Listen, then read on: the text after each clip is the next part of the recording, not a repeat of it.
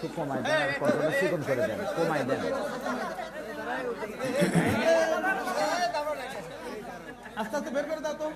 নাহমাদুল্লাহ রাব্বাল আলামিন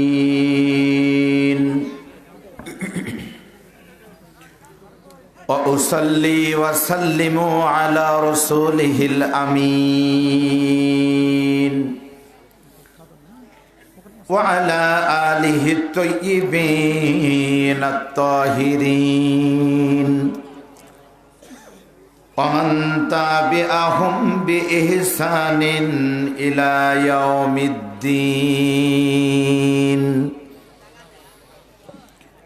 فقد قال الله تعالى في كلامه المجيد وفرقانه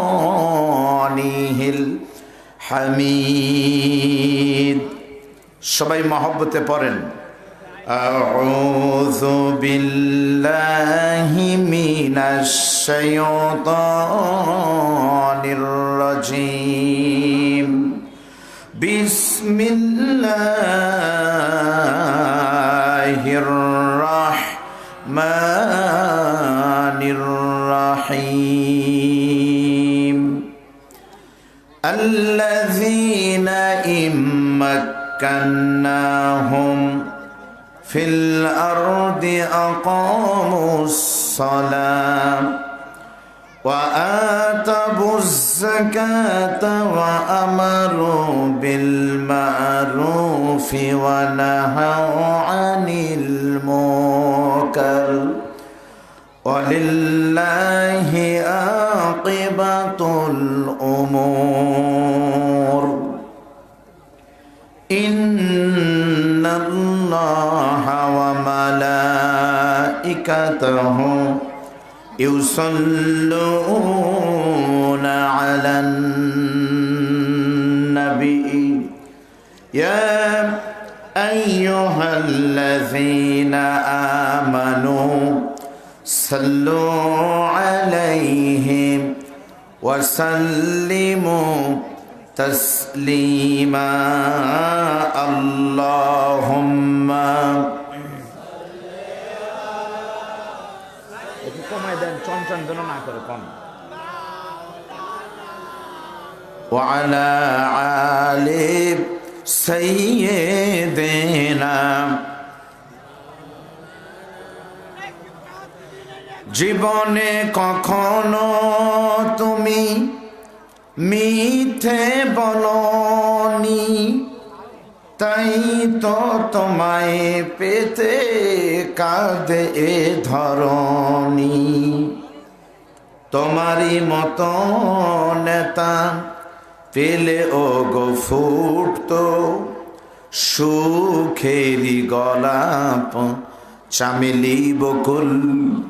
হে রসুল হে রসুল হে রাসূল, একটু জিকির করেন লা ইলাহা, জবান খুলে বলেন লা ইলাহা, আর একটু জোরে বলেন লা ইলাহা লা ইলাহা। একটু কমাই দেন। নেই কোন মাবুদ আল্লাহ ছাড়া, নেই কোন মাশুক আল্লাহ সারা, লা ইলাহা লা ইলাহা সুবহানাল্লাহ আলহামদুলিল্লাহ লা ইলাহা। বাহিরে যে সমস্ত ভাইরা ঘুরতেছেন, আমি আপনাদের বলতেছি সত্যি আপনারা খুব বিপদে আছেন, লস হবে, বাহিরে থেকে কোনো লাভ নাই, নেকিও হবে না, এরপরে ঠান্ডার ভিতরে ঘুরতেছেন পাগলের মতো।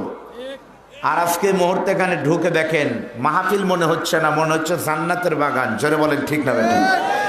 এর চমৎকার আয়োজনের সাক্ষী হন। আমার বিশ্বাস আর 15 থেকে 20 মিনিটের ভিতরেই প্যান্ডেল ভরে যাবে, পরে কিন্তু জায়গাই পাবেন না, চান্স পাবেন না। আপনারা পারলে এ ওয়াজ শুরুর আগে যদি এত মিডিয়ার তার ঠিক থাকতে জনগণের তার ফেরা শুরু হয়, দেখেন তো এই পাগলাকে একটু বাইরে নিয়ে যায় কিনা। আপনার বাহিরের ভাইরা ভিতরে চলে আসেন তো আসেন। আর আপনারা 1 ইঞ্চি জায়গা ফাঁকা রাখবেন না, জায়গা এমনি কম হয়ে গেছে। আমি আপনাদের অনুরোধ করে বলবো সম্পূর্ণ জায়গা পূরণ করে মহব্বতের সাথে 1 ইঞ্চি জায়গা সামনে আসবেন, 1 বছর ভালো থাকবেন, কোনো অসুখ বিসুখ হবে না ইনশাল্লাহ। আসেন বলেন লা ইলাহা। আসেন ভাই, কেউ বসে থাকবেন না, গুনাহ হবে, হরকতে বরকত হয়। আসেন লা ইলাহা লা ইলাহা লা ইলাহা ইল্লাল্লাহু মুহাম্মাদুর রাসূলুল্লাহ।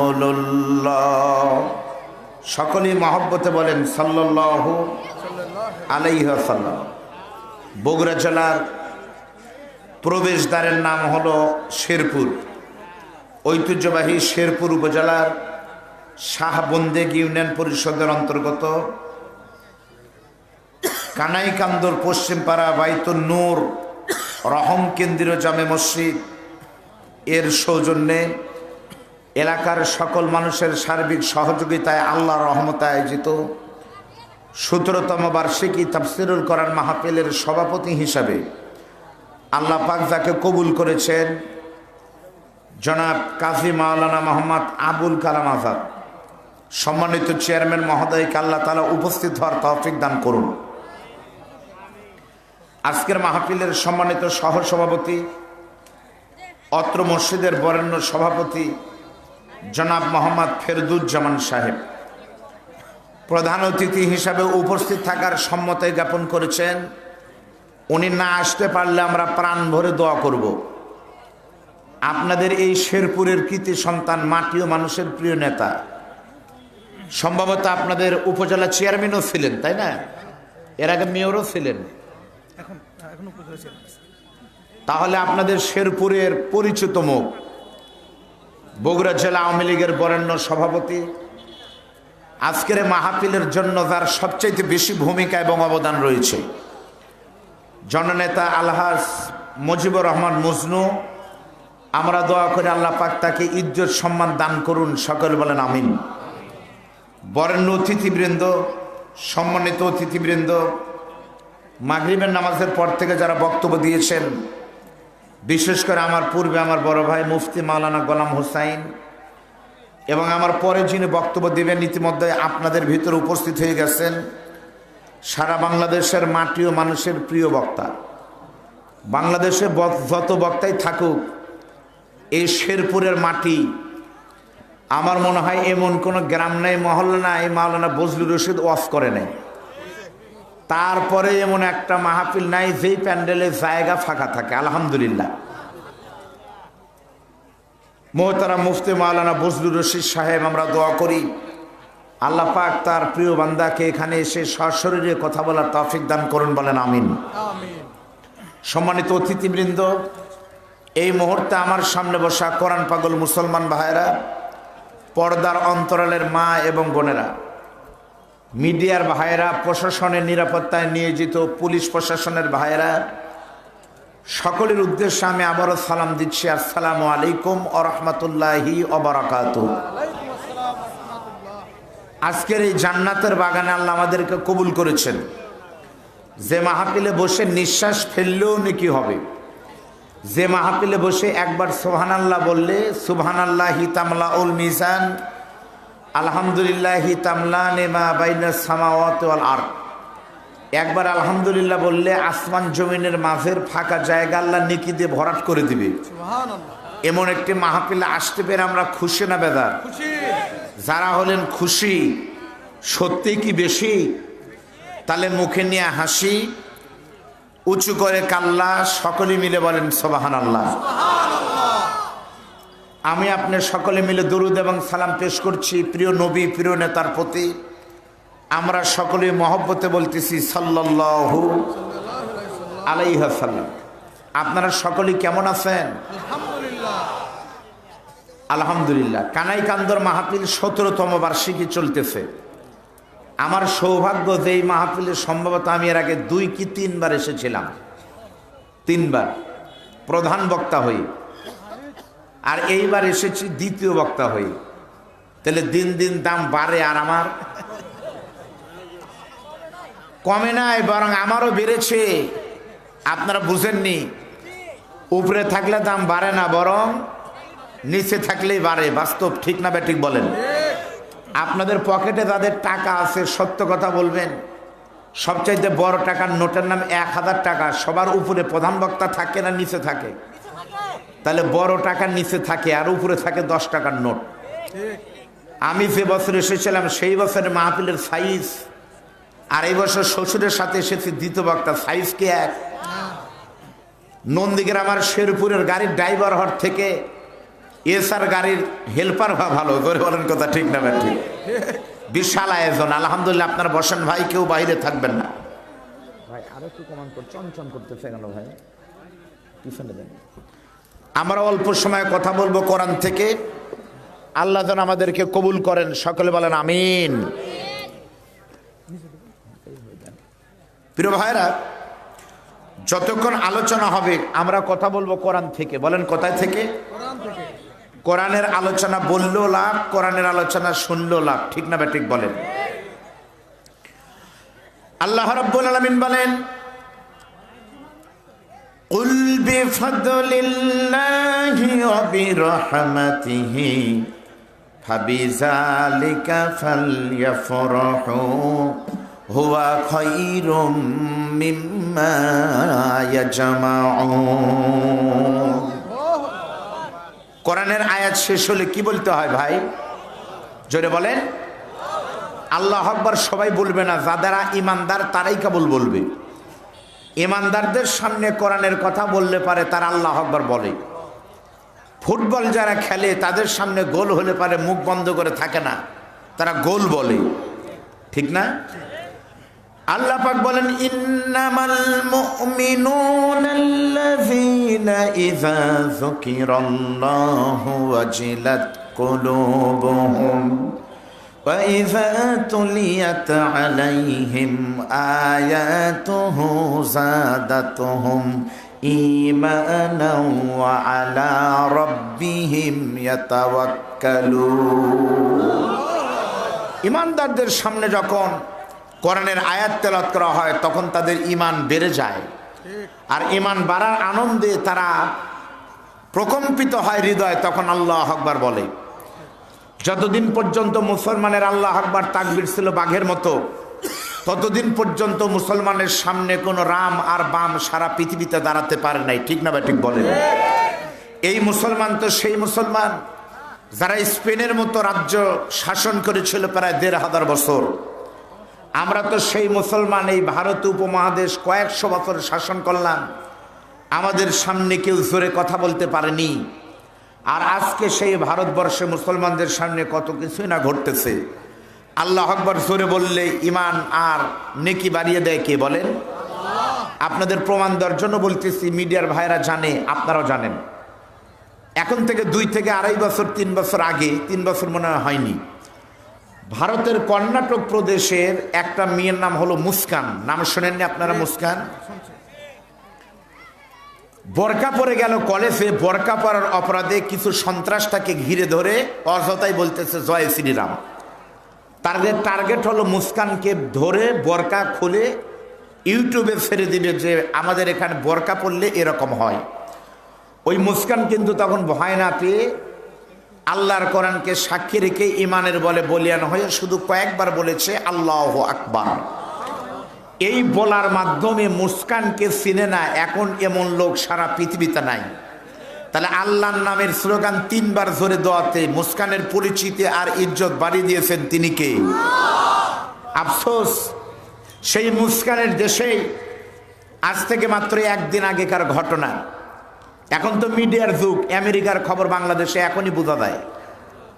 ভারতের একটি মেয়ে নাম হলো শবনম। নাম কি? এই শবনম মেয়ে সুন্দরী তরুণী উর্বশী তন্নী মুসলমানের মেয়ে। সেই মুসলমানের মেয়ে তার নিজ বাড়ি থেকে 1476 কিলোমিটার, প্রায় 1500 কিলোমিটার রাস্তা পায়ে হেঁটে তার বাড়ি থেকে অযোধ্যায় যাচ্ছে। অযোধ্যা একটা জায়গার নাম ইন্ডিয়াতে। কেন যাচ্ছে? জানুয়ারি মাসের 21 তারিখে সেই অযোধ্যাতে বিশাল বড় একটা মন্দির, রাম মন্দির উদ্বোধন হবে। সেই উদ্বোধনী অনুষ্ঠানে উপস্থিত থাকার জন্য মুসলমানের মেয়ে ১,৫০০ কিলোমিটার পায়ে হেঁটে যাচ্ছে। জোরে বলেন নাউজুবিল্লাহ। তাকে জিজ্ঞেস করা হলো, সে বলতেছে না আমি মুসলমান হয়েছি, তাই কি হয়েছে, রাম তো সকলের। নাউজুবিল্লাহ বলেন। ইসলাম হলো ইন্নাদ্দিনা ইনদাল্লাহিল ইসলাম। অবশ্যই ইসলাম একটা পূর্ণাঙ্গ জীবন ব্যবস্থা।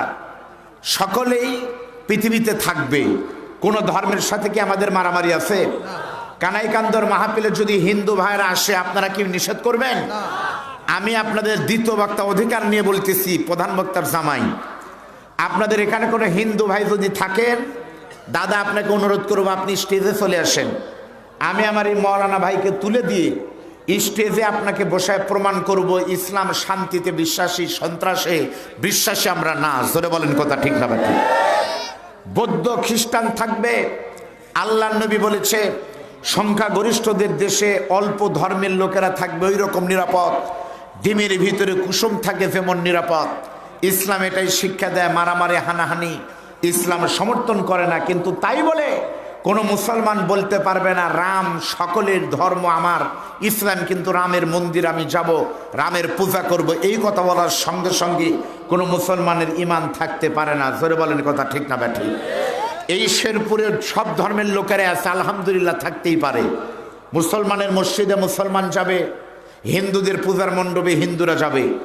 আজ পর্যন্ত জুমার নামাজে কোনোদিন কোনো হিন্দু জুমার নামাজের জন্য মসজিদে ঢোকে না। অথচ শেরপুর শৈলালপাড়ার বিশাল বড় মণ্ডপ পূজা হয়। উত্তরবঙ্গের ভেতর বড় পূজাতে যদি হিন্দুরা যায় 70%, মুসলমানরা যায় কমপক্ষে 30 বা 40%। জোরে বলেন কথা ঠিক না? ধর্ম যার যার, উৎসব সবার, এই কথাই এখানে ঠিক হলো ইসলামের সাথে কোনো সম্পর্ক নাই। আল্লাহ আমাদের প্রত্যেককে সহি বুঝদান করুন। এই শবনম নামের মেয়েটি মিডিয়ার ভাইরা জানে, এই খবর মিডিয়ার মাধ্যমে সারা দুনিয়া দেখবে। সেই মেয়েটি আনন্দ করে বলতেছে রামের মন্দিরে যাচ্ছি, ১,৫০০ কিলোমিটার হেঁটে তাকে পুলিশ প্রোটেকশন দিয়ে নিয়ে যাচ্ছে অযোধ্যায়। আর যাই হোক, এখানে পৌঁছার আগে সে ঠিক থাকলেও তার ইমান কোনোদিন থাকতে পারে না। জোরে বলেন কথা ঠিক না? আমরা মুস্কানের মতো ইমানে বলিয়ান হয়ে একটু তাকবীর দিতে চাই। আপনাদের আপত্তি আছে ভাই? সকলে মিলে একটা তাকবীর দান তো, লিল্লাহে তাকবীর। এর চাইতে বেশি হয় না? এখানে কানাই কান্দরের লোক কারা আছেন তারা দেন তো, বাহিরের লোক যান দিয়েন না, কানাই কান্দররা দেন। লিল্লাহে তাকবীর। এবার কানাই কান্দরের বাহিরে যারা আছেন তারা দেন লিল্লাহে তাকবীর। এবার দাঁড়ানো, বসা, ঘুমন্ত, জাগ্রত সকলে মিলে 2 হাত তোলেন, সবাই তোলেন। একটা তাকবীর দিবেন কানাই কান্দর, আর শোনা যায় যেন শেরুয়া বটতলা থেকে। পারবেন? লিল্লাহে তাকবীর। আলহামদুলিল্লাহ। হাত নামান। আল্লাহ রাব্বুল আলামিন বলেন, ও নবী আপনি বলেন আমি আমার বান্দাদেরকে যত নিয়ামত দান করেছি সবচাইতে বড় নিয়ামত হলো আমি আল্লাহ রাব্বুল আলামিন আমার বান্দাদেরকে কোরআন দিয়েছি। সুতরাং কোরআন পাওয়ার কারণে যেন তারা আনন্দ প্রকাশ করে। বলেন সুবহানাল্লাহ। আল্লাহ যদি আমাদের হিন্দু বানাতেন তাহলে বেদ পড়া লাগতো, ঋগ্বেদ, যজুর্বেদ, সামবেদ, অথর্ববেদ। খ্রিস্টান বানালে বাইবেল পড়া লাগতো, ওল্ড টেস্টামেন্ট, নিউ টেস্টামেন্ট, ত্রিপটক পড়া লাগতো, জেন্দাবেস্তা পড়া লাগতো। আর মুসলমান বানানোর জন্য এমন একটি কিতাব আমাদের দিয়েছে যে কোরআন পড়লে পারে প্রত্যেক অক্ষরে 10টা নেকি, মানলে পারে জান্নাত। জোরে বলেন সুবহানাল্লাহ। সেই কোরআন থেকে আমি কিছুক্ষণ কথা বলবো, আপনার একটু জবান খুলে হযরত ওমরের উত্তরসূরি হিসাবে। শেরপুর মানে কি? শের মানে কি? শেরপুরের ইতিহাস আমি জানি, বললে আধা ঘন্টা লাগবে। এ বাঘের নামে থানার নাম হলো শেরপুর। তার মানে কি? এই এলাকার সব বাঘের বাচ্চা। সেই বাঘের বাচ্চার মতো একটু আওয়াজ দিয়ে আমার সাথে পড়েন, আউযু বিল্লাহি মিনাশ শাইতানির রাজিম, বিসমিল্লাহির রাহমানির রাহিম, আল্লাযীনা ইম্মাক্কান্নাহুম ফিল আরদি আকামুস সালাত ওয়া আতাবুজ যাকাতা ওয়া আমারু বিল মা'রুফি ওয়া নাহাউ আনিল মুনকার ওয়ালিল্লাহি আকিবাতুল উমুর।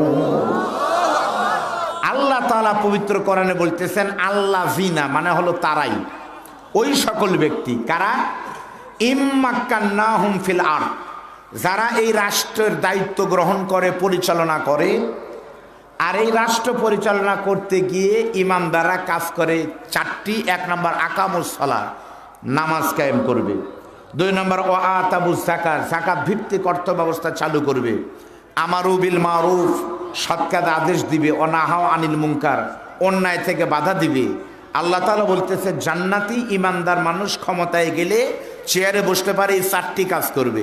এই 4টি কাজ যদি কোনো নেতা করতে পারে, নবী বলেন কিয়ামতের দিন কোনো ছায়া থাকবে না আল্লাহর আরশ আজিম ছাড়া। সেই ছায়ার নিচে কেউ চান্স পাবে না, শুধু 7 শ্রেণীর মানুষ জায়গা পাবে।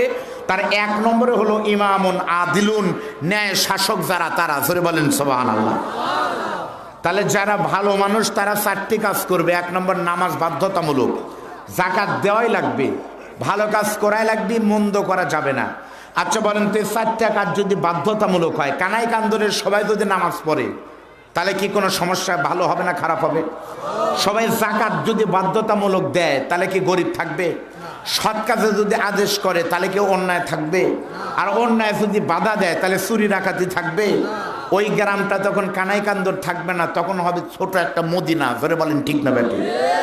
কোন ইউনিয়নে যদি এই আইন চালু হয় 4টা, এই শাহবন্দিগি ইউনিয়ন হবে সোনার মদিনার মতো। শেরপুর যদি হয় তাহলে শেরপুর হবে মদিনার মতো। এই 4টি কাজ যদি নেতা করতে পারে, সে আওয়ামী লীগের নেতা হোক, বিএনপি হোক, যে দলের নেতাই হোক, 4টি কাজ যদি বাধ্যতামূলক করে, আল্লাহর কোরআন নবীর হাদিস বলতেছে ওই নেতা জান্নাতে যাবে। জোরে বলেন সুবহানাল্লাহ। তাহলে কাজ কয়টি? 1 নম্বর নামাজ, 2 নম্বর যাকাত, সৎ কাজে আদেশ, অন্যায় থেকে বাধা। সুবহানাল্লাহ বলেন। এই 4টা কাজ হলে পারে দেশের অবস্থা ভালো হয় না খারাপ হয়? আপনারা বলতেছেন ভালো হয়, আপনারা কি দেখছেন ভালো হয়? আর আপনাদের দোয়ায় আমি দেখে এসেছি 2 বার মক্কা মদিনায়। এই পরের বার গিয়েছিলাম আমার শ্বশুরের সাথে মদিনায়। মসজিদে নববীর চতুর্দিকে ছোটোখাটো মেলা মসজিদ আছে। মসজিদে গামামা নাই, মসজিদে বেলাল, মসজিদে আবু বকর, মসজিদে ওমর, মসজিদে ওসমান, মসজিদে আলী, ছোট ছোট মসজিদ। মসজিদে বেলালের দোতলায় নিচতলায় ব্যাপক মার্কেট, সোনা পাওয়া যায়, এত সোনা। ওই দোকানের 1 সোনা দিয়ে বগুড়া জেলার সব সোনায় এক জায়গায় করলেও তাও মন 5 সোনা কম হবে। তাহলে কত বড় সোনা! ওখানে গিয়ে আমরা দেখেছি যখন নামাজের ওয়াক্ত হয় তখন শাটারও লাগায় না, খালি কাপড় ফালাই দিয়ে বা শাটার একটা টান দিয়ে তালা না লাগাই চলে যায়। কেন চুরি হয় না? 2 কারণে চুরি হয় না। সবাই ইমানদার, চুরি করবে কে? আর 2 নম্বর, যদি কেউ করে তাহলে তাই সবই থাকবে কিন্তু হাত কাটা যাবে। এই জন্য কোরআনের আইন আছে, এই জন্য কোরআনের বিধান আছে, সোনাও চুরি হয় না। আর বাংলাদেশে কোরআন নাই, যেসব দেশে কোরআন নাই সেগুলো সোনা তো দূরের কথা, কখন মানুষই চুরি হয়ে যায়। জোরে বলেন কথা ঠিক না বেটি? এর আজকের এখানে কিন্তু দেখেন কি সুন্দর গালিচা বিছানো, তাই না? এত সুন্দর গালিচায় কিন্তু কেউ জুতা আনেনি। কিন্তু আমারও মন চাচ্ছিল এখানে ওঠার পরে জুতা নিচে নিয়ে আসি, কিন্তু আমার এই 10 বছর অজের জীবনে কমপক্ষে 10 জোড়া জুতা আমি হারাছি। 1030 টাকার জুতো আমি ওয়াজ করবে যাই হেরাছি। তাহলে আজকে যদি জুতা না নিয়ে আমি এখানে উঠি, জুতা হারায়, আর মোকাল্লাম ভাইকে যদি বলি ভাই 3000 টাকার জুতা হারাছে, তাহলে কি জুতার জরিমানা দিবি? এই জন্য আমি জুতো লেয়াচ্ছি, কারণ আমি শিওর না যে আমার জুতো চুরি হবে কি হবে না। যে দেশে বক্তার জুতার গ্যারান্টি নাই, যে দেশে মসজিদে জুতার গ্যারান্টি নাই, সেই দেশে এগুলো ওয়াজ করে কোনো লাভ নাই। ওয়াজ কায়েম হবে তখন, কোরআনের রাজ কায়েম হবে তখন। জোরে বলেন কথা ঠিক না বেঠিক? তাহলে ইমানদাররা কাজ করবে কয়টি? জোরে বলেন কয়টি? আমার ভাড়া কোনো দেশের সংবিধান যদি আল্লাহর কোরআন হয়, আর কোন দেশের শাসক যদি আল্লাহর ইমানদার বান্দা হয়, তাহলে দেশটার অবস্থা কেমন হয় বোঝানোর জন্য আপনাদের সামনে একটা ভিডিও দেখাবো। একজন শাসকের নাম বলবো, সেই শাসকের নাম আপনারা সকলেই কিন্তু তাকে চেনেন, তাকে না দেখলেও কিন্তু তার নাম জানেন। উনি হলেন আল্লাহ নবীর 4 জন জান্নাতি খলিফার ভিতরে সিরিয়াল নম্বর 2, নাম হলো খলিফাতুল মুসলিমিন, আমিরাল মুমিনিন, নাম হলো হযরতে ওমর। আপনাকে হযরত ওমরের নাম শুনেননি? হযরত ওমর আল্লাহ নবীর পরে মদিনার খেলাফতে দাঁড়ালেন। উনি কিন্তু মদিনার মানে কোরআনের ইমারতের খলিফা। হযরত আবু বকরের পরে হযরত ওমর ছিলেন খলিফা। এদিক তাকান, মাত্র 10 বছরের ভিতরে হযরত ওমর এই কোরআনের আইন দিয়ে রাষ্ট্র চালানোর কারণে শুধু মক্কা মদিনার খলিফা ছিলেন না, হযরত ওমর 10 বছরের ভিতরে অর্ধ পৃথিবীর খলিফা হয়ে গিয়েছিলেন। জোরে বলেন সুবহানাল্লাহ। তাহলে যারা বলে মোল্লার দৌড় মসজিদ পর্যন্ত, তাদের কথা কি ঠিক? মোল্লার দৌড় মসজিদ পর্যন্ত না, মোল্লার দৌড় অর্ধ পৃথিবীর শাসনকর্তা পর্যন্ত। তার প্রমাণ হলো হযরত ওমর। জোরে বলেন কথা ঠিক না ব্যাঠিক? আমার ভাইরা, আমরা মনে করি মোল্লা মানে হলো খালি হুজুর। মোল্লা মানে কি? মোল্লা মানে হলো খালি হুজুর। হুজুররা ইমামতি করবে, মুয়াজ্জিনি করবে, বক্তা হবে। কোন হুজুর যদি মেম্বারের দ্বারায় তাহলে সমালোচনা হয়। এই জন্যই তো হুজুরদের দেখতে পারি না, আর কে মেম্বারের দ্বারা লাগবে। তার মানে আমরা মনে করি হুজুরা মানে ইমামতি, মুয়াজ্জিনি আর বক্তা। কিন্তু না, যেই মানুষটি, যে মানুষ, আচ্ছা বলেন তো নেতারা কি নামাজ পড়বে না? আমাদের সম্মানিত প্রধান অতিথি মজনু সাহেব, আমি তাকে ব্যক্তিগতভাবে চিনি, অত্যন্ত ভদ্র সুশীল একজন মানুষ, আমি জানি। তার সাথে আমি জুমার নামাজ পড়েছি একাধিকবার বগুড়া ভাই পাগলা মসজিদে। আলেমদের একটা অনুষ্ঠানে তাকে আমি দাওয়াত করেছিলাম। অত্যন্ত ভালো ইসলামের কথা বলে, আলহামদুলিল্লাহ বলুন। আপনাদের আমি বলতেছি, যাদের মাথায় কোরআনের জ্ঞান আছে তারা সকল জায়গায় নেতৃত্ব দিতে পারে, ঠিক না ঠিক বলেন? আজকে আফসোস করে বলতেছি আমার মিডিয়ার ভাইদের মাধ্যমে, ও মুসলমান, যখন আমরা শেরপুর শাহী মসজিদে নামাজ পড়লাম, কানাইকান্দর পশ্চিমপাড়া মসজিদে নামাজ পড়লাম, গত 15টা জুমায় পৃথিবীর মুসলমানদের প্রথম কেবলা মসজিদে আকসায় ইহুদিরা আমাদেরকে নামাজ পড়তে দেয়নি, তালা দিয়ে আটকে রেখেছে। এর চাইতে বড় কষ্ট আমাদের আর কিছু হতে পারে না। জোরে বলেন কথা ঠিক না বেঠিক? শুধু তাই নয়, আপনাদের এগুলো জানা দরকার, মিডিয়ার মাধ্যমে আসে না। পৃথিবীর মিডিয়াগুলো যেমন আমাদের বাংলাদেশের এই ইউটিউব মিডিয়া না, টিভি চ্যানেলগুলো আলেমদের নিয়ে ব্যস্ত না, ইসলাম নিয়ে ব্যস্ত না, খালি ব্যস্ত হলো পরিমণিক নিয়ে। পরিমণির বাচ্চা হলো, পরিমণির বাচ্চা দুধ খায়নি, আজকে ফিডার খাইছে। সিল মারবো কোনখানে, মাহিয়াপার মাঝখানে, হিরো আলম কি করলো, এগুলো নিয়ে মিডিয়া ব্যস্ত। আজকে মিডিয়ার মাধ্যমে আপনাদের জানা দরকার, আমার হাতে দেখেন, আপনাদের এই যে এখানে ছবি আছে, ইসরায়েলি বিমান হামলায় আল আকসা মসজিদের ইমাম সাহেব খতিবের মৃত্যু। চিন্তা করেন, পৃথিবীর মুসলমানদের প্রথম কেবলা সুবহানাল্লাযী আসরা বিআবদিহি লাইলাম মিনাল মাসজিদিল হারামি ইলাল মাসজিদিল আকসা, যেই মসজিদ বাইতুল্লাহর পরে, মদিনার নববীর পরে যেখানের মসজিদের দাম বেশি, সেই মসজিদের খতিবকে তারা বিমান হামলা করে মাত্র 3 দিন আগে 69 বছরের সেই মুরব্বী, নাম হলো শায়েখ ইউসুফ সালামা, যিনি ফিলিস্তিনের সাবেক ধর্মমন্ত্রী ছিলেন, মন্ত্রী এবং মসজিদের খতিব, তাকে শাহাদত বরণ করিয়েছে। তাদের টার্গেট হলো খতিবকে মেরেছে, ইমামকে মারবে, মুয়াজ্জিনকে মারবে, এরপরে পৃথিবীর মুসলমানদের প্রথম কেবলা আল আকসা মসজিদ ভেঙে দিবে। এটা ইহুদিদের টার্গেট না, এটা তাদের ধর্মে লেখা আছে যে পৃথিবীর মুসলমানদের প্রথম কেবলা আল আকসা মসজিদ ভেঙে দিয়ে থার্ড টেম্পল, তৃতীয় মন্দির প্রতিষ্ঠা করার চেষ্টা করতেছে। যে কোনো দিন খবর আসবে আমাদের প্রথম কেবলা আল আকসা মসজিদ, যেখানে অসংখ্য নবীদের কবর আছে, সব ভেঙে দিয়ে ওরা মন্দির নির্মাণ করবে। এই খবর যদি আমাদের কাছে আসে, আমরা এটাকে সহ্য করবো না। জোরে বলেন কথা ঠিক না বেঠিক? আমি জানি আমরা ফিলিস্তিনে যেতে পারবো না, ইসরায়েলে যেতে পারবো না, কিন্তু আপনাদের দুটা দায়িত্ব দিব। আজকের এই কাবা শরীফের বাইতুল্লাহর প্রথম ইমাম, মানে ইমাম মারা যাওয়ার মাধ্যমে আজকে আপনাদের তার রক্তকে সামনে নিয়ে আমি আপনাদের কাছে শপথ করাতে চাই। একটা হলো ইসরায়েলের পণ্যকে বয়কট করবেন তো ইনশাল্লাহ। পেপসি এগুলো কিনবেন না। শুধু তাই না, ইসরায়েলে হামলায় হামাসের ডেপুটি প্রধান সালেহ আল আরুরি শহীদ হয়ে গেছে ইসরায়েলে হামলায়। এখন যে অবস্থা হচ্ছে, আল্লাহ জানে আমাদের ভাগ্যে কি আছে। আর 2 নম্বর হলো, বাংলাদেশের সাথে ইসরায়েলের কোনো সম্পর্ক হোক, এটা আমরা চাই না। জোরে বলেন কথা ঠিক না বেঠিক? আল্লাহ আমাদেরকে হেফাজত করুন, বলেন আমিন। আমির আল মোমেন হযরত ওমর কিন্তু অর্ধ পৃথিবীর খলিফা। একদিন হযরত ওমর মনে মনে চিন্তা করতেছে, দেখি তো আমাদের এখন আশেপাশে ইসলামের বিরোধিতা করার মতো কোনো রাষ্ট্র বাকি আছে কিনা। তখন হযরত ওমর খেয়াল করে দেখতেছে অর্ধ পৃথিবীর মুসলমানদের সামনে কেউ কথা বলার নাই, তবে এখনো দুটা রাষ্ট্র কথা বলে। এই দুটা রাষ্ট্রের ভিতরে একটা দেশের নাম হলো রোম দেশ, আরেকটা দেশের নাম হলো পারস্য। রোমের নাম কি আপনারা শোনেননি? পারস্যের নাম কি শোনেননি? রোমের প্রেসিডেন্টের নাম কিন্তু ছিল কায়সার, আর পারস্যের প্রেসিডেন্ট কিন্তু ছিল অগ্নিপূজক। এই দুইজন কিন্তু এখনো ইসলামের বিরোধিতা করে। হযরত ওমর তখন রোমের প্রেসিডেন্ট কায়সারের কাছে নিজের হাতে একটা আরবিতে চিঠি লিখলেন। চিঠির ভাষা ছিল, কায়সার ভাই, আপনি খ্রিস্টান, আমি মুসলমান, আপনার সঙ্গে আমার কোনো মারামারি নাই, আপনার সঙ্গে আমার কোনো ধরাধরি নাই, বাদাবাদি নাই। আপনি ক্ষমতায় আছেন ওই দেশে, আমার কোনো আপত্তি নেই। ভাই খবর কি ভাই? এরম করতেছেন কেন? না, এরম করলে পরে সমস্যা। আপনি মিডিয়ায় শোনেন, আপনি এখানে একবার এরম এরম করতেছেন, তার মানে কি আমার পর্যন্ত মিডিয়া খালি এইরম এরমে হবে। এখানে আপনি বসে থাকেন, মিডিয়া আপনার ফলো করতেছে, ওটি খেয়ার না, যদি সাইকেল চুরিও হয় তাও কথা কইেন না, বসে থাকেন। আপনি কি খবর নিলেন? মহিলাকে সাইপে বসান লাগবি, মহিলাকে সাইপে বসতে বলবো, কিন্তু বসাবার তো পারবো না, পর্দার খেলাপ হবে। মা বোনদের আমি একবারও বলবো না, আপনাদেরকে আমি বলবো না। কেন বলতে হবে? কেন বলতে হবে আপনারা বলেন? কোরআনের মাহফিলের সিট খালি আছে কিনা আপনাদের বলতে হবে কেন?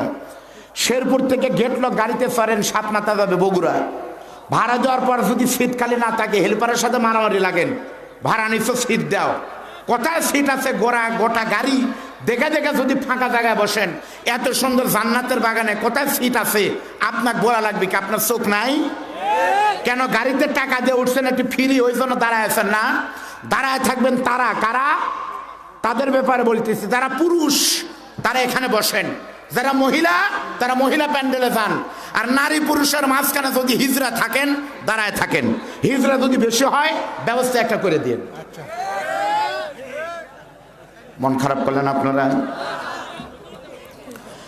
আমির আল মোমেনিন হযরত ওমর রোমের প্রেসিডেন্ট কায়সারকে চিঠি দিলেন, ও রোমের প্রেসিডেন্ট কায়সার ভাই, তোমার সঙ্গে আমার কোনো মারামারি নাই, তুমি কায়সারের দেশের ক্ষমতা আছে, তুমি থাকো, কিন্তু শর্ত হলো এখন সারা পৃথিবীতে ইসলামের জয় শুরু হয়ে গেছে।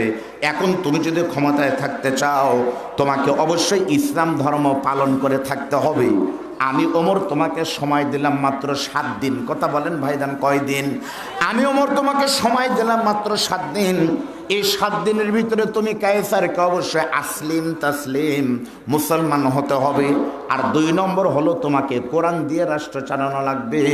আলেমদেরকে বলে দেখেন, এই দুটো শর্ত যদি তুমি মানতে পারো, আমি তোমাকে বলতেছি তোমার সঙ্গে আমাদের কোনো বাদাবাদি নাই, তুমি ক্ষমতায় থাকো, আমাদের কোনো আপত্তি নাই।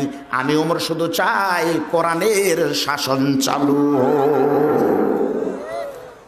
কথা প্রসঙ্গে বলতেছি, আজকের এই মাহফিল লাইভ সাপোর্টে চলেই গেছিল, তাই না? হয়তো হতোই না, আমি বক্তার কারণে হয়নি, অথবা এই মসজিদের ইমামের তেল পড়ার কারণে হয়নি, তা নয়। আল্লাহর রহমত আর 2 জন ব্যক্তির কারণে হয়েছে। শেরপুর থানার ওসি মহোদয়, সর্বোপরি একজন ব্যক্তির নাম না নিলে পারে আমাদের কৃপণতা হবে।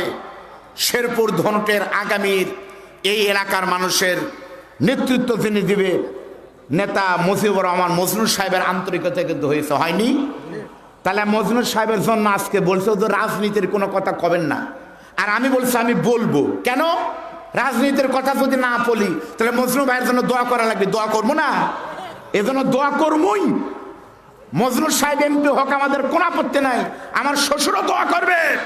এই শেরপুর ধনুটে কোনো এমপির কারণে 9 বছর বজরসি সাহেবদের মতো বক্তা ওয়াজ করতে পারেনি। আর মজনু সাহেবেরা টিকিট পাওয়ার কারণে মাহফিল শুরু হচ্ছে। মজনু সাহেব যদি ক্ষমতায় আসার পর মাহফিল চলে, মসজিদ চলে, ইসলামের উপকার হয়, কে অবিলেখ করলো দেখার দরকার নাই। ইসলামের কাজ হলে পারে মজনু সাহেব মৃত্যু পর্যন্ত এমপি হোক, মন্ত্রী হোক, আমাদের কোনো আপত্তি নাই। সেটা বলেন, কথা ঠিক না? তাহলে শর্ত হলো ইসলাম মানা লাগবে, ঠিক না? বা ঠিক বলেন? হযরত ওমর তখন বললেন তোমাকে 2টো শর্ত মানা লাগবে। রোমের প্রেসিডেন্ট খ্রিস্টান, তখন মদের বোতলে চুমুক মারতেছে। আর তাচ্ছিল্য করে হযরত ওমরের কাছে বলতেছে, ওমর রে, তুমি শুধু আমাকে চেনো, কিন্তু আমার ক্ষমতা চেনো নি। আমি কায়সার যাকে ধরি তাকে কিন্তু কোনোদিন ছাড়ি না। তুমি আমাকে মুসলমান হওয়ার সময় দিয়েছো 7 দিন, আর আমি কায়সার তোমাকে মুসলমান থেকে খ্রিস্টান হওয়ার সময় দিলাম 5 দিন। বুঝলেন, হযরত ওমরকে বলে খ্রিস্টান হওয়া লাগবে, সময় দিয়েছে কয়দিন? এই 5 দিনের ভিতরে তুমি ওমরকে মুসলমান থেকে খ্রিস্টান হতে হবে। আর কোরআন বাদ দিয়ে তোমাকে অবশ্যই রোম দেশের মতো তোমাকে বাইবেল চালানো লাগবে। এখন বুঝে দেখো, তুমি বাঁচবার চাও নাকি খ্রিস্টান হবার চাও? এই চিঠি যখন হযরত ওমরের কাছে চলে গিয়েছে, মসজিদ নবীতে হযরত ওমর নামাজ পড়ানোর পর সাহাবীদের বলতেছে, আল্লাহর বান্দারা রে, আপনারা ইন্তাজার কলিলা, সকলে নামাজের পরে একটু বসবেন। আপনারা বলেন তো এখন কি করবেন? আমরা ওদেরকে খ্রিস্টান থেকে মুসলমান হওয়ার আলটিমেটাম দিয়েছি 7 দিন, আর ওরা আমাদেরকে মুসলমান হওয়ার জন্য সময় দিয়েছে 5 দিন। যদি আপনারা মুসলমান থেকে খ্রিস্টান হন, তাহলে কিছুই করা লাগবে না, খালি দাড়ি টুপি খুলে করা লাগবে আল্লাহ নাই, মোহাম্মদ হলো ভণ্ড নবী, তাহলেই কিন্তু কাহিনী শেষ হয়ে যাবে। আর যদি বলেন না, আমরা ইমান বিক্রি করব না, কায়সারকে সাইজ করব, তাহলে জিহাদে যাওয়া লাগবে। আর জিহাদে গেলে কিন্তু জেলে যাওয়া লাগতে পারে, জরিমানা হবে, সন্তান ইতিম হতে পারে, বউ বিধবা হতে পারে, ঝুঁকি আছে, শাহাদত বরণ কিন্তু হতে পারে। এখন আপনারা কি করবেন? আমার বিশ্বাস হলো ওই জায়গায় যদি বাংলাদেশের 5 জন প্রবাসী থাকতো, আমার মতো আপনার মতো ইমানদার সামনে থাকতো, বলতো আমিরাল মুমিনিন, দেশের অবস্থা বেশি ভালো না, সামনে নির্বাচন আসতেছে, আপাতত 6 মাসের জন্য না হয় আমরা খ্রিস্টানি হই। ঠিক না? আমাদের বিভিন্ন জায়গায় গেলে আমাদের প্রাইভেট পড়ে, হুজুর রাজনীতির কোনো অর্জন করেন না, উপরের চাপ আছে। আমাদেরকে বলে রাজনীতির ওয়াজ আমরা কেন করব? রাজনীতির ওয়াজ আমরা করব না, তবে কোরআনের কথা, কোরআনের নীতির কথা আমরা বলবোই। জোরে বলেন কথা ঠিক না? আমি আবারও বলতেছি, আল্লাহর কসম, কোন দলের বিরুদ্ধে বক্তব্য দেওয়ার জন্য আমরা এখানে আসিনি, এসেছি আল্লাহর পক্ষ থেকে বার্তা পৌঁছানোর জন্য। আর এই বার্তা পৌঁছাতে গিয়ে যদি আপনি কেন, নেতা কেন, সভাপতি সেক্রেটারি কেন, যদি এই বুক ঝাঁঝরা হয়ে যাবে, কোরআনের হক কথা বলতেই হবে। জোরে বলেন কথা ঠিক না বেটে? সমস্ত মুসলমান তখন বলে, আমিরাল মুমিনিন, আপনি বলেন কি? এই করানোর জন্য নবী আমার শিবে আবু তালিবে 3 বছর জেল খেটেছে, তায়েফের ময়দানে রক্ত দিয়েছে, ওহুদে নবীর দাঁত ভেঙেছে, নবীর রক্ত দিয়ে লেখা কোরআন আমরা কোনোদিন ইমান বিক্রি করব না, আমরা ওদেরকে মুসলমান বানাবো ইনশাল্লাহ। হযরত ওমর তখন বলতেছে, তাআল ইলাইয়া, তাহলে চলো আমরা জিহাদে যাই। হযরত ওমরের নেতৃত্বে মুসলমানরা যখন জিহাদে ঝাঁপিয়ে পড়েছে, আল্লাহর ওয়াদা হলো, ওয়ালা তাহিনু ওয়ালা তাহজানু, কোনো ভয় নাই, কোনো টেনশন নাই, তুমি শুধু খেজুরের ডাল না দাঁড়ায় থাকো। আবাবিল পাখিকে যেভাবে আমি সাইজ করেছিলাম, আবরাহার বাচ্চাকে, তুমি শুধু ইমান নিয়ে যদি দাঁড়ায় থাকতে পারো, আমি আল্লাহ তোমাকে নেতৃত্ব দিয়ে দিব। মুসলমানদের বিজয় হয়ে গেল। রোমের মতো একটা রাষ্ট্র অল্প সময়ের ভিতরে মুসলমানদের দখল হয়ে গেল। জোরে বলেন সুবহানাল্লাহ। সংখ্যায় কিন্তু মুসলমানরা কম ছিল, আর ওরা ছিল, রোম মানে কি সেই সময় সুপার পাওয়ার। বর্তমানে যেমন আমেরিকা, আমেরিকার বিরুদ্ধে যুদ্ধে কোনো মানুষ পাগলা নামবি। আফগানিস্তান নেমেছে, মোল্লাদের কারণে আজকে আফগানিস্তান সারা পৃথিবীর ভিতরে উন্নয়নের রোল মডেল হয়েছে। সুবহানাল্লাহ বলেন। ইসরায়েল মানে কি জানেন? ইসরায়েল শুধু ওখানে না, বাংলাদেশও ইসরায়েলের নেতৃত্ব আছে আপনার কাছে। আপনি ফেসবুকে ইসরায়েলের বিরুদ্ধে, ইহুদিদের বিরুদ্ধে কোনো পোস্ট দিবেন, আপনার মোবাইল তখন হ্যাক হয়ে যাবে, চালাবার পারবেন না। ইসরায়েল এত শক্তিশালী দেশ, ইহুদিদের দেখে সারা দুনিয়া ভয় করে। কিন্তু মুসলমানেরা, ফিলিস্তিনের মুসলমানেরা, ওরা বলেছে, হামাসরা বলেছে, যা আছে কপালে হবে কাল সকালে।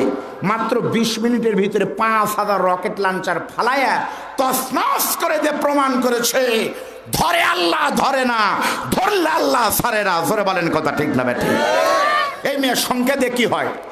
সংখ্যা বেশি হলে কি হবে? আপনারা 2000 লোক বা 10,000 লোক যদি আজকে থাকেন, আপনারা শ্রোতা বেশি, আর আমরা বক্তা খালি 3 জন, মারামারি যদি লাগেন কে পারবি? আপনারাই তো পারবেন, তাই না? মারামারি মানে এই মারামারি না, বেশি মাস্তানি করলে পারবেন, শ্বশুর জামাই যদি চলে যাই মারামারি বসে থেকে কান্দা লাগবি, তাহলে বলেন তো শক্তি বেশি কার? মাজলুমের শক্তি বেশি। বলেন তো আপনাদের মুখে দাঁত কয়টা? এই মুরব্বীর মুখে 32টা আছে। তাহলে সত্যি কথা বলেন, যার মুখে যে করে সেই করে, বলেন দাঁত কয়টা? 32, 30, 28, 12, 14, 6, 8, 3, 2, 1 নাই, তাই না? বলেন তো দাঁত বেশি না জিহ্বা বেশি? আর জিহ্বা কয়টা? সবার যে যে কয়টা আছে বলেন কয়টা? একটা। আচ্ছা, জিহ্বা দাঁতের উপকার করে না ক্ষতি করে? উপকার করে না? দাওয়াত খেতে গিয়ে খালি গোস্তই খাচ্ছেন, হাফ কেজি গোস্ত খাইলেন, ব্রাশ না করে ঘুমায় গেলেন, ওই গোস্তের জীবাণুগুলো জার্ম লেগে যায়। বিজ্ঞান প্রমাণ করেছে ব্রাশ না করে যদি ঘুমিয়ে যান সারা রাতে নীরব সময়ে জীবাণু আপনার দাঁতকে শেষ করে দিয়ে 3 বছরে দাঁত ক্লিয়ার হয়ে যেতে পারে। ওই জীবাণু গোস্তগুলোকে সারা রাত আপনি নাক ডেকে ঘুম পাড়তেছেন, জিব্বা কিন্তু না ঘুমিয়ে জিব্বার ফাঁক ফোকর থেকে ওই গোস্তের দানাগুলোকে বের করে সারা রাত ঘুম পারল না। জিব্বা দাঁতের জন্য না ঘুমায় গোস্ত পরিষ্কার করে দাঁতের উপকার করলো, বেশি দিন বেঁচে থাকো।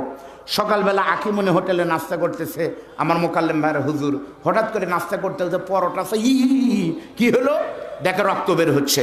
আচ্ছা, জিব্বার মতো একটা নরম জায়গায় এত ভিতরে কামড় দিল, রক্ত বের করলো, ওই বেঈমানের নাম কি? কথা বলেন। উপকার করলো সারা জার, ওরাই সকালে গুলি করলো। জিব্বা তখন বলে আল্লাহ আমিও কি ধাক্কা মারবো? আল্লাহ কয় তুমি নরম, যতই ধাক্কা মারো ওই জালেমের সরান যাবি না, ওরা 32 জন তোমাকে মেরে ফেল দিবি। অতএব যে গোপন জায়গায় আসো নীরবে থাকো, তুমি মারামারি না করে সেজদা দাও। তখন জিব্বার বিচার দেয় কার কাছে? জিব্বা তখন বলে আল্লাহ 32 জন এমন ভাবে চাইতে আছে, এই 32 জন যদি আমাকে বের হতে না দেয় আমি বাড়াতে পারবো না। আল্লাহ বলতেছে তুমি ওদের বিরুদ্ধে আমার কাছে সেজদায় গিয়ে দোয়া করো। জিব্বা তখন সেজদায় গিয়ে জেলখানায় বন্দি থেকে, বন্দি কিন্তু দেখেন এই যে দেখেন জিব্বা কিন্তু বের হতে পারে না, বন্দি। তখন জিব্বা 32টা দাঁতের ভিতরে কিন্তু সেজদা দিয়ে আল্লাহকে ডাক দেয়, বলে মনিব তুমি জালেমের বিচার করো, 32 জনের বিরুদ্ধে আমি একা বিচার দিলাম। আল্লাহ বিচার এমন ভাবে করে, মাত্র 60 বছর বয়স না হতে 32 জন শক্তিশালী জালেম প্রত্যেকটা দাঁত পড়তে পড়তে 75-এর আগেই কিন্তু দাঁত ক্লিয়ার হয়ে যায়। আর মাজলুম আলেমের দিন এক জিব্বা দোয়া করার কারণে এখন পর্যন্ত কেউ বলতে পারবে না বয়সের কারণে জিব্বা পড়ে গেছে। জন্ম থেকে মৃত্যু পর্যন্ত জিব্বাকে আল্লাহ জান্নাত পর্যন্ত রাখে। যখন দেশটা জয় হয়ে গেল হযরত ওমর তখন বলতেছে প্রথম আমাদের দায়িত্ব হলো এই দেশের নামকে পরিবর্তন করে দেওয়া লাগবে। আগে ছিল দেশের নাম হলো রোম দেশ, আর এখন কিন্তু রোম দেশ হলে হবে না, এখন দেশের নাম দিলাম হিমস। সময় কম কিন্তু টানা আওয়াজ মারা লাগবে। বলেন এখন দেশের নাম কি? হিমস। আচ্ছা, রোম দিলে কি হতো? নাসাই শরীফের হাদিস মান তাশাব্বাহা বিকওমিন ফাহুয়া মিনহুম, যার সাথে তার দুনিয়ার মিল তার সাথে তার আখিরাতের মিল হবে। কোন মিল ইহুদি খ্রিস্টানদের সাথে হবে না। এই মুসলমানের বাচ্চা, আজকে মুসলমানেরা অনুসরণ করে ইসলাম বিরোধীদের। হিরো আলমের মতো একটা লোক নাচ গান যাত্রা সিনেমা করতেছে, নায়িকার ওজন যদি হয় 3 মণ, হিরোইনের ওজন 12 কেজি। আচ্ছা, সেই হিরো আলমকে অনুসরণ করে। সেদিন ইউটিউবে দেখলাম হিরো আলমের সাথে প্রচার করতেছে অবিকল দ্বিতীয় হিরো আলম, মানে হিরো আলমের মতোই চোখ, ওর মতোই নাক, ওর মতোই চুল কেটেছে। মানুষ হিরো আলমকে অনুসরণ করে, মানুষ সাকিব খানকে অনুসরণ করে, সালমান খানকে অনুসরণ করে, ফেরদৌসদেরকে অনুসরণ করে, পরিমণিদের অনুসরণ করে, ইসলাম আর মুসলমানদের অনুসরণ করে না। জোরে বলেন কথা ঠিক না? এ কথা আজকাল ঠিক নাই। এখনকার যুবকের মোবাইলে আমি চ্যালেঞ্জ করলাম, কোন মোবাইলের যুবকের মোবাইল বের করেন। আগে বাদামের গান থাকতো, আগে অঞ্জনা মনির খানের গান থাকতো, আগে জেমসের নাচ থাকতো, আইয়ুব বাচ্চুর ডান্স থাকতো, মাইকেল জ্যাকসনের ড্যান্স থাকতো। আর এখন বাংলাদেশের যুবকদের মোবাইলে নায়িকা গায়িকা না, প্রত্যেকটা মোবাইলের ভিতরে মিজানুর রহমান আজহারি, ডক্টর মিজানুর রহমান আজহারি ভাই, আমির হামজা, বজলুর রশিদ, আব্দুল্লাহ আল আমিন, আলেমদের ওয়াজ থাকে। এজন্যই বাংলাদেশের নাস্তিকদের খুব টেনশন। নাচ গান সেরে যারা কোরআন শোনে, এই যুবকদের দ্বারাই মনে হয় কোরআনের বিজয় হয়ে যাবে। কখন বেন কি হয়? জোরে বলেন কথা ঠিক। ভাইরা একটু বসেন। এসে মারমু কিন্তু কোনো তো জায়গা হবে না, ছোট প্যান্ডেল করে আবার ডাক্তার কোন মানে। ভাই আপনারা বসেন, ভাই দাঁড়ানো, ভাইরা বসেন তো, ভাই বসেন। আলহামদুলিল্লাহ। আপনারা বলেন তো ভাই, এই যে বিশাল কিন্তু কষ্ট ভাই, আমি বারবার করে ধন্যবাদ দিতে প্রশাসনের ভাই যারা এই যে পাগলাদেরকে যারা কষ্ট করে মাহফিল করেছে। আপনারা কিন্তু মাহফিলের প্রাণ, আপনারা একটু ভাইজান বসে যান, আমার ভাইরা শোনেন। হযরত ওমর তখন বললেন সর্বপ্রথম আমাদের দায়িত্ব হলো এই দেশের নামকে পরিবর্তন করে দিলাম। এরপর হযরত ওমর বলতেছে দ্বিতীয় নম্বর দায়িত্ব হলো এই দেশের শাসন যিনি করেছেন এতদিন, তার নাম ছিল কায়সার। বলেন ভাই নাম কি? কায়সার। ওই কায়সার ছিল খ্রিস্টান, ইসলাম বিরোধী কাজ করেছে। আর এখন থেকে দেশটার নাম হলো হিমস। এখন থেকে মুসলমানদের নেতৃত্ব চলবে, আর এই হিমসের কোন রকম নেতৃত্ব খারাপ চলবে না। এই হিমসের একদম গভর্নর আমি তৈরি করব। ও মুসলমান নবীর সাহাবী, তোমরা বলো তো তোমাদের ভিতর থেকে কে তোমরা হিমসের গভর্নর? গভর্নর মানে কিন্তু প্রধানমন্ত্রী। কে তোমরা দায়িত্ব নিবে? আল্লাহর কসম করে বলতেছে, আলেমদেরকে বলে দেখেন, হাত তুললে পারে একটা দেশের প্রধানমন্ত্রী হবে। কিন্তু হযরত ওমরের সামনে কিন্তু ভয়ে কেউ হাত তুলেনি, কেউ দায়িত্ব নিচ্ছে না, কারণ আখিরাতের নেতাদের হিসাব দেওয়া লাগবে আগে। কেউ যখন হাত তুলতেছে না, হযরত ওমর তখন বলতেছে হিমসের জনগণ, আমি ওমর তোমাদের এত বলার পরেও তোমরা যখন নেতৃত্ব নিচ্ছ না, তবে তোমরা শুনে নাও, তোমাদের ভিতর থেকে একজনকে আমি দায়িত্ব দিব। তোমরা না চাইলে যার নাম প্রস্তাব হবে তাকে কিন্তু দায়িত্ব নিতে হবে।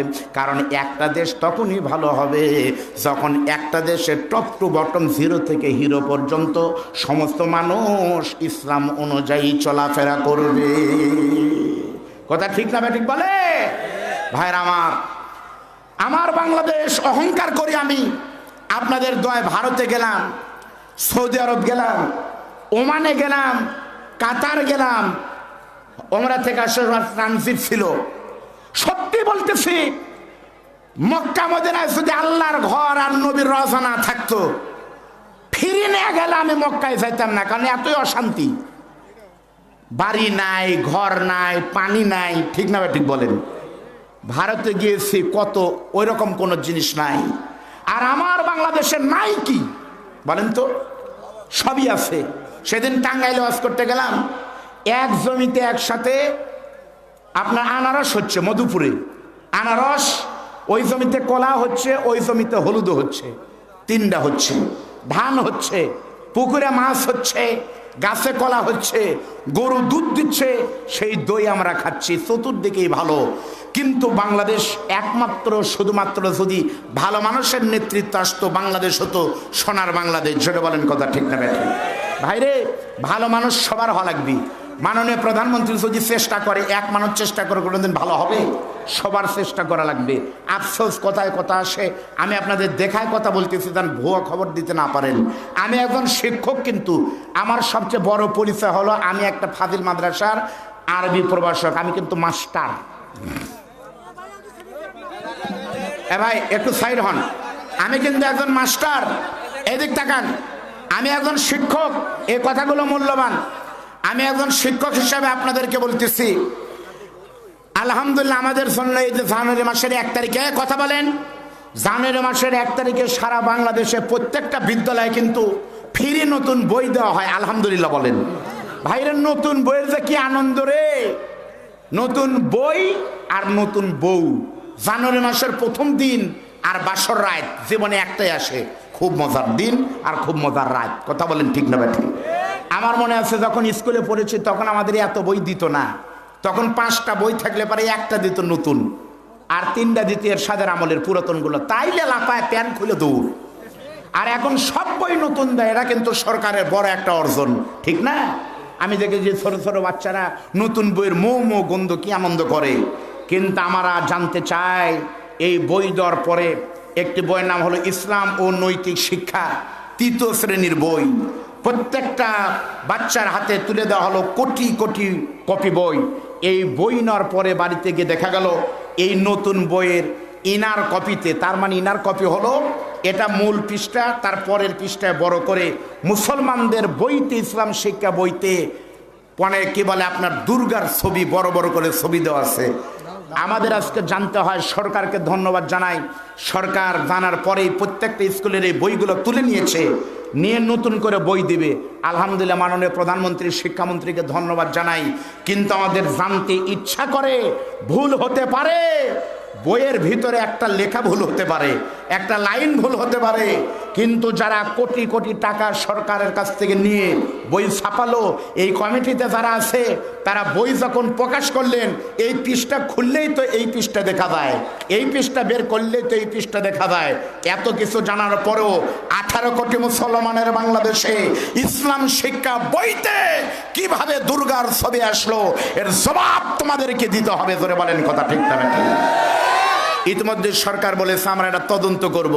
ভাইরা আমার সময় কম, আমি যদি আপনাদের বলতাম, কমপক্ষে শিক্ষার ডিপার্টমেন্টে সচিব থেকে নিয়ে এই পর্যন্ত মাদ্রাসা সহ, মাদ্রাসা অধিদপ্তর সহ না হলো 50 জন হিন্দু অন্য ধর্মের বড় বড় কর্তা ব্যক্তিরা চেয়ার দখল করে থাকলে এই ভুল হবেই। সরকারের কোটি কোটি টাকা গচ্চা গেল, এরা তো তোমাকে দিতে হবে, আর কেন এর অবমাননা হলো তার বিচারও হতে হবে। এজন্য যদি ভালো মানুষ যদি আসে, তাহলে এগুলো তদন্ত করে দেখবে এরা আসলে কি ষড়যন্ত্র নাকি ভুল হয়েছে, এটার আমরা বিচার চাই এবং এটার অনুসন্ধান চাই। জোরে বলেন, কথা ঠিক না ঠিক?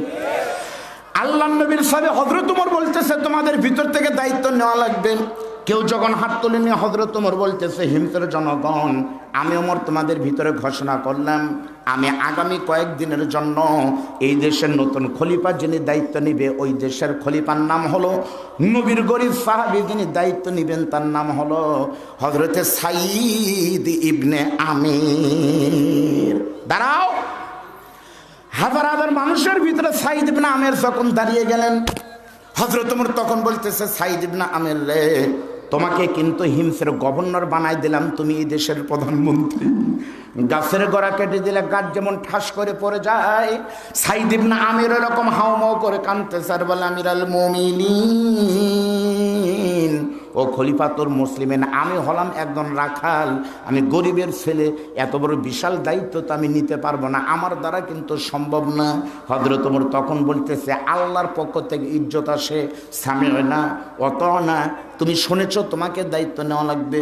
ও রাখাল সাঈদ ইবনে আমির, তোমার কোনো টেনশন নাই, তুমি শুধুমাত্র দুইটা নিয়ম ঠিক রাখবা, তারাকতু ফিকুম আমরাইনি লান তাদিল্লু মা তামাসসাকতুম বিহিমা, তুমি কোরআনের আইন ছাড়া কোনো আইন পাশ করবে না, আর 2 নম্বর হলো নবীর সুন্নাতের অনুসরণ করবে। এই দুইটা জিনিস তুমি মেনে চলতে পারো, তোমার মতো রাখালের মাধ্যমেও দেশটা সোনার মদিনা হবে। হযরত ওমর সাঈদ ইবনে আমিরকে দায়িত্ব দিয়ে চলে গেলেন। 1 বছরের ভিতরে কোনো খবর নাই। 1 বছর পর হযরত ওমর যখন রমজান মাস এসেছে, হযরত ওমরের একটা নিয়ম ছিল, প্রত্যেক বছর রমজান মাসে প্রত্যেকটা দেশ থেকে 100 জন গরিবকে উনি অর্থনৈতিক সহযোগিতা করতেন। প্রত্যেকটা দেশ থেকে 100 জন যদি হয়, ভাই বলেন তো, 15টা দেশের প্রধানমন্ত্রী হলো আমিরুল মুমিনিন ওমর, তাহলে 15টা দেশ থেকে 100 জন করে হলে কয়শো হয়? 1500 না 1500 হয়। হযরত ওমর তখন বলতেছে, এই বছর আমি 1500 মানুষকে সহযোগিতা করব। এই তালিকা তখন হযরত ওমরের কাছে চলে এসেছে। আপনারা এখন ভাবতে পারেন, হুজুর, একটা দেশ থেকে খালি 100 জন করে হযরত ওমর সহযোগিতা করে, অথচ আমাদের শেরপুরের অমক নেতা 2000 ফকিন্নিক লুঙ্গি আর গামছা দেয়, কাপড় দেয়, তাহলে আমাদের নেতাই না বড় হয়ে গেল ওমরের থেকে।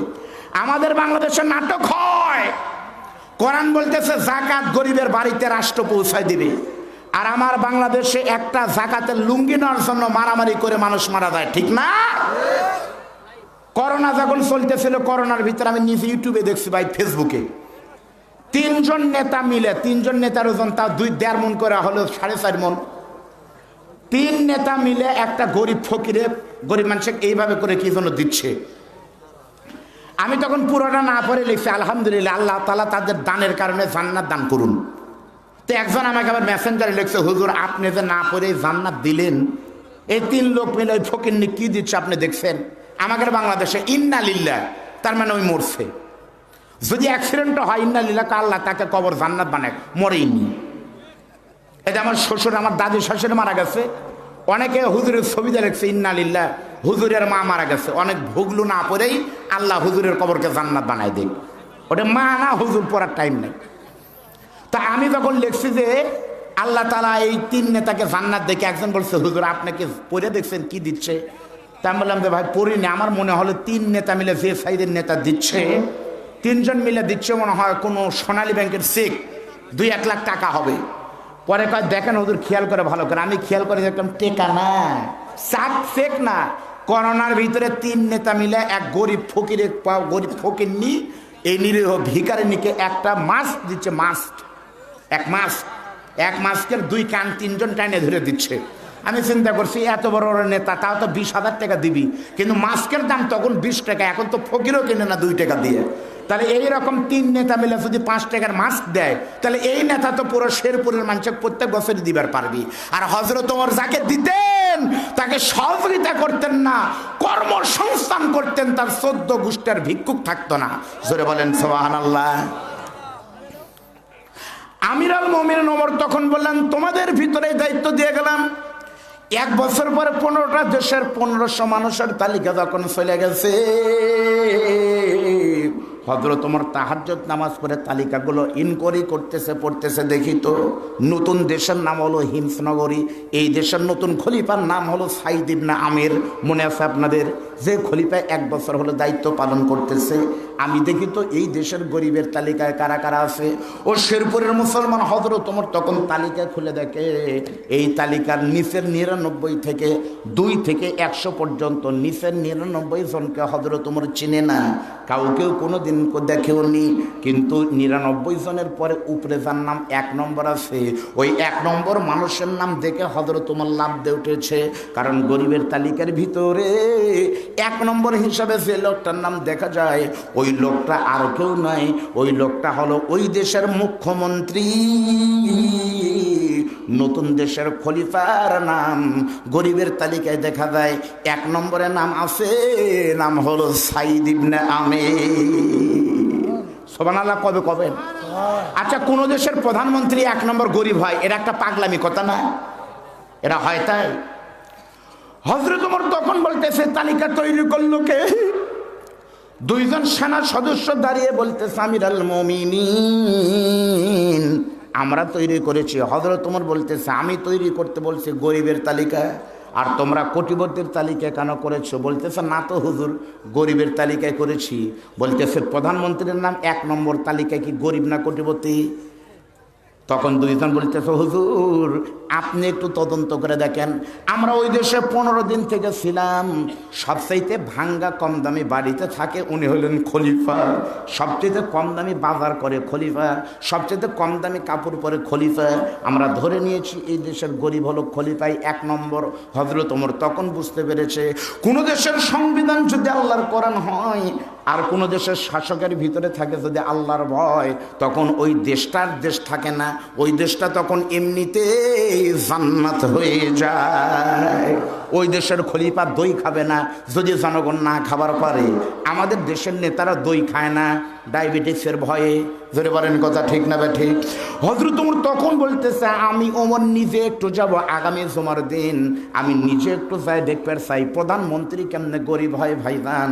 এই খবর যখন হয়ে গেছে অর্ধ পৃথিবীর খলিফা আসবে আমাদের গ্রামে, আপনারা বলেন তো ভাই, আপনাদের প্রধান অতিথি জনাব আলহাজ মুজিবুর রহমান মজনু সাহেব, আমার আঙ্কেল মুরব্বী, উনি যদি এই স্টেজে এখন আসে তাহলে কিন্তু ওনার সাথে কমপক্ষে 100 মানুষ কিন্তু আসবে, পুলিশ থাকবে, এটাই কিন্তু স্বাভাবিক।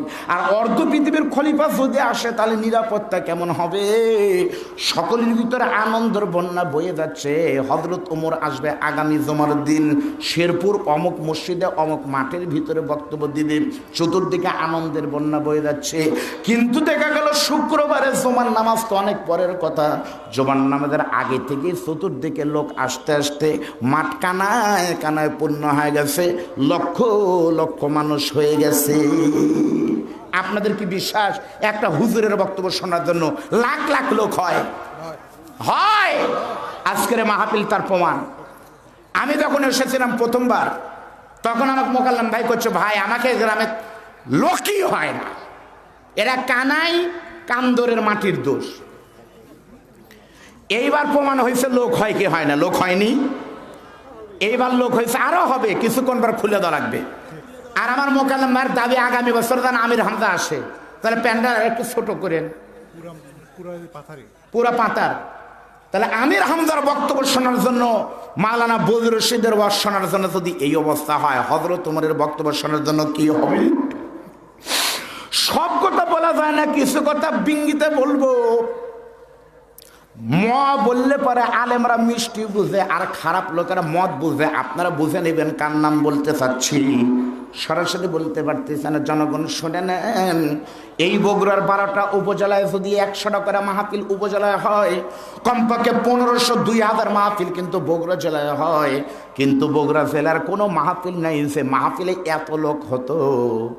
বগুড়ার সুলতানগঞ্জ হাই স্কুলে যখন মাহফিল হতো, শুধুমাত্র আল্লাহর ওলির বক্তব্য শোনার জন্য এমন খবর আছে, সুলতানগঞ্জ হাই স্কুল মাঠে কোরআনের তাফসীর শোনার জন্য বগুড়াতে গেছে সারা উত্তরবঙ্গের লোক হয়েছে। হয়নি ভাই, ভুলে গেছেন? আর হযরত ওমরের বক্তব্য শোনার জন্য কি হবে, হাজার হাজার মানুষ যখন চলে এসেছে, কিন্তু ওমর হক কিন্তু বক্তব্য দিচ্ছে না। সবাই চিন্তা করতেছে কোনটা ওমর। তখন তো আর ইউটিউবের যুগ না, ইউটিউবে সার্চ দিলেই দেখা যাবে। ইউটিউব কোথায় পাবেন? 1500 বছর আগে। অনেকক্ষণ চলে গেল যখন ওমর বক্তব্য দেয় না, অনেকক্ষণ পর দেখা গেল একজন হুজুর মঞ্চের দিকে আসতেছে। সবাই আশ্চর্য, এই হুজুর আবার কে? কেউ টেনশনও করেনি, বুঝতে পারেনি। সবাই ধারণা করছে কোনো পাবলিক হয়তো আসতেছে, আর ওমর আসতেও নিরাপত্তা থাকবে, জোরদার হবে। কিন্তু সাধারণ দেশে একজন হুজুর যখন চলে এসেছে, ওই হুজুর আস্তে করে মঞ্চের উপরে এসে বলতেছে, ও হিমসের জনগণ আসসালামু আলাইকুম। সবাই বলতেছে ওয়ালাইকুম আসসালাম। লোকটা বলতেছে কাইফাল হাল? সবাই বলতেছে আলহামদুলিল্লাহ। ও আংতা কাইফাল হাল? বলে আলহামদুলিল্লাহ। তখনই মুসাফির টুপিওয়ালা হুজুর বলতেছে, আমি বহুদূর থেকে আপনাদের মাঝে এসেছি, আমি যদি কিছুক্ষণ আপনাদের সামনে একটু বক্তব্য দিতে চাই, আপনারা কি আমাকে সময় দিবেন? সবাই বলতেছে ওমর ছাড়া কারো কোনো বক্তব্য চলবে না, ওমর ছাড়া কারো কোনো বক্তব্য চলবে না।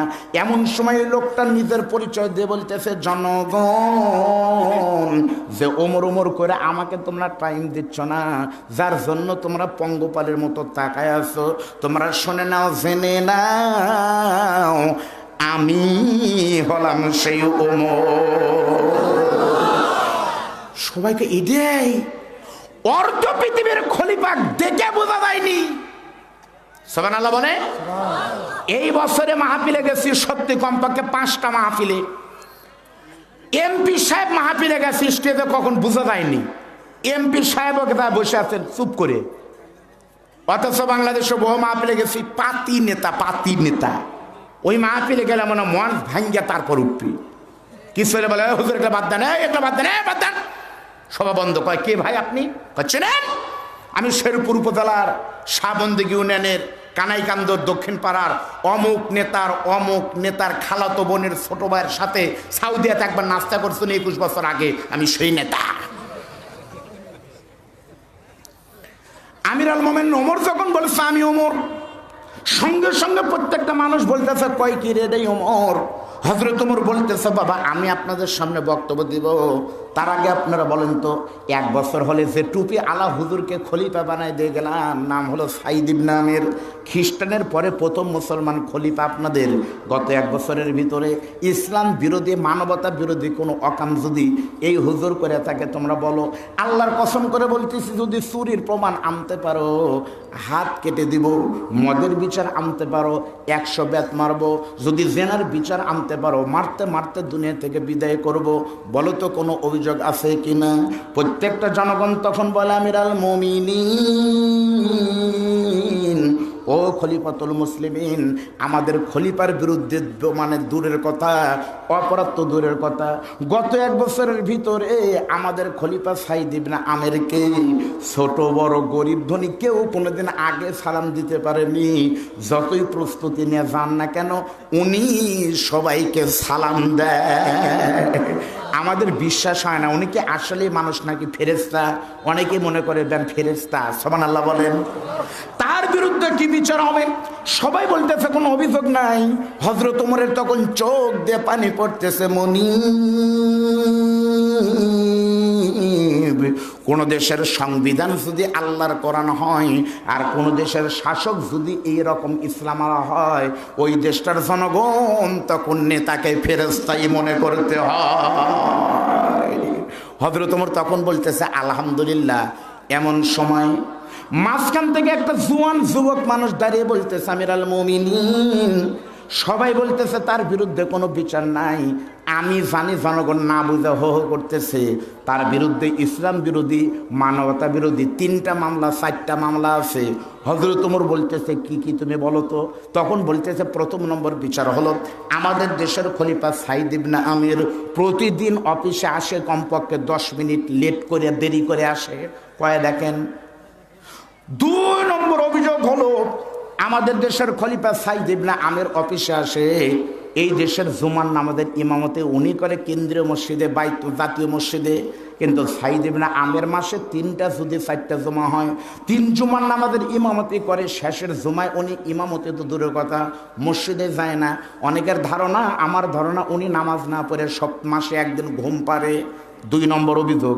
3 নম্বর অভিযোগ হলো মাগরিবের নামাজ পড়ে ভালো, এশার নামাজ পড়ায় যখন বাড়িতে যায়, এশার নামাজের পর থেকে কোনো মানুষ যদি ওনার দরজার সামনে মরে যায় তাও দরজা খুলে না। আমার সন্দেহ হয় কোনো অকাম করে, তাছাড়া দুয়ার খুলে না কে। 3 নম্বর অভিযোগ। আর 4 নম্বর অভিযোগ হলো উনি অফিসে এসে সই করতে করতে করতে করতে কি যেন মনে হয়, ওই কথা মনে হয় ধরপর করতে করতে মিরিকি বেনামের রোগীর মতো চোখ মুখ লাল করে লাভ দেয়, উঠে বেহুশ হয়ে মাটিতে পড়ে যায়। এই 4টা মনে হয় বেশি মদ খায়, এজন্য বেহুশ হয়ে যায়। অভিযোগ 4টি। হযরত ওমর তখন বলতেছে সাইদ ইবনে আমির তোমার বিরুদ্ধে অভিযোগ কি ভালো না মন্দ, কথা ঠিক? তখন বলতেছে আমার বিরুদ্ধে 4টা অভিযোগ ঠিক আছে, কিন্তু 4টা কেন, কি জন্য করি, কেন অফিসে দেরি করে আসি, কেন এশার নামাজের পরে দুয়ার খুলি না, কেন বেহুশ হয়ে যাই, আর কেন আমি মাসে একটা জুমার নামাজ পড়াই না, এই 4টার পিছনে কঠিন কঠিন জবাব আছে। আমি আপনাদের সামনে বলবো। আপনারা কি বিরক্ত হচ্ছেন ভাই? বিরক্ত হচ্ছেন? বিরক্ত না হলে আমার তো হুঁশ আছে যে আমি প্রধান বক্তা না, আমি প্রধান বক্তা না। আমাদের ওই তাল আছে তো। আমি এখন মনে করতেছি আমার জন্য এত লোক, আমার জন্য এত মিডিয়া। আসলে তো তা না, আমার পরে আমার বাপজান আছে, আমি তার দিক খেয়াল রাখবো। 4টা বলতে আমার সর্বোচ্চ সময় লাগবে 2 মিনিট করে 8 মিনিট। আর যদি সাইজ করে বলি 5 মিনিটে 4টা কয়ে ফেল দেবো, আপনাকে চলে যাবেন, মন খারাপ করবেন? এই লোক কথা যাচ্ছে ভাই, কই যান? ও এটি বসেছে মানুষ মুখ দেখার জন্য, এটি বসেছে। আর এর থেকে তার মিডিয়ার মধ্যে বসেছে। ভাই দাঁড়ানো ভাই, একটু বসে লাগবে সোনা ময়না পাখিরা।